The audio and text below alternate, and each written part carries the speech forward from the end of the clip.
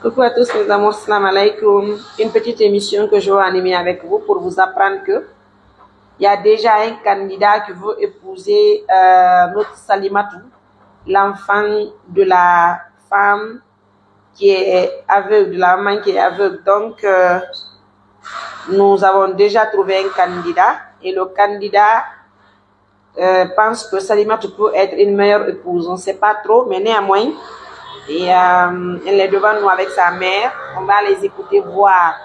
Ce n'est qu'une première partie, mes amours. Bonne chance à elle et bonne chance à toutes les autres femmes qui veulent aussi avoir des maris. Assalamu alaikum. Birono aifi. Aw. Aray ko andin tingol julbe Allah be ko don hewtuno gaade partenaire be woni ko walliti en. Haray mi hibani on suru tele maka medem gaade yarugol hare fello bantan e machine fi jiyo mongon kanyuma e moto alhamdulillah rabbil alamina ono woni be nyindi be hebi sagata ko faala jombude jiyo mongon haray si jeybe jogitaaki woni e binde tande be jogi si majuni tagi parce que woni woko Allah goddo ko jogete eyo kono so ni do ye baabe makko maw baabe makko feddi ni ye baala in kadi fangi yang to mari jaade mi man ko kono ni makko so ni ko diri ay be de baamu ko yidan do ngore no ko yidan do men ko fi de ko sunna e fani makko eden baamu ni awala aray baba la makko no do baba la makko funo na re honto be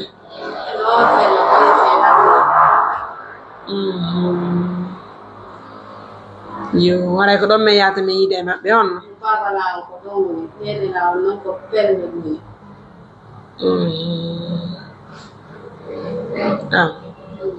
yo kadi yoti day mabbe ka me yewte ikidero yeto tam nodda be me yewte be yewti mi o mi antinayo Salimatu day jam alhamdulillah si woni famille on wokki min holli ma sagata on hay ka modo sagata mo men faala o menen kadi sagata on wado e amen mo faala dettere si woni be ngore ne ngokki yare ko no yuda mo ga be hawti do kila do wona e baawo en haray da hidi ba yayi gorko haray da hidi mo ka mi do yidi ba ci dewga okay yoni haray on holle me mobbe me yaton. Mesdames, messieurs, souhaitez bonne chance à Salimatou. Je vais vous présenter le monsieur qui veut d'elle en mariage. En tout cas, bon courage. On ne sait pas trop. Elle est prête pour... Elle est prête pour fidèle au gars, fidèle. Parce qu'on a encore fait là, on a une numéro, on a encore qui s'en fait là. Non, d'être terrain, n'a pas la davaka. Non, il y a la moti. Biro Johnny a eu un na me bien urane. Menen kadi be hewta to me yamen on la gorko ngaray famille ko do hikuri ara yo Allah moƴƴi ara ko jombalde tori jombalde allez mesdames messieurs ça fait plaisir jonno sta woni on gorko ari jombugol ma faalaado don si men hollindiri yo o tiggima haray ko on no fi yummay do ngaray dirama haray ko dum fi faale donc ay na ko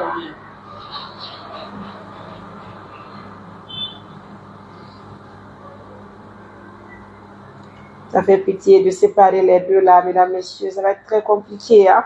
Je vous laisse visionner la vidéo. Mon Dieu, ça va aller au revoir. Bye.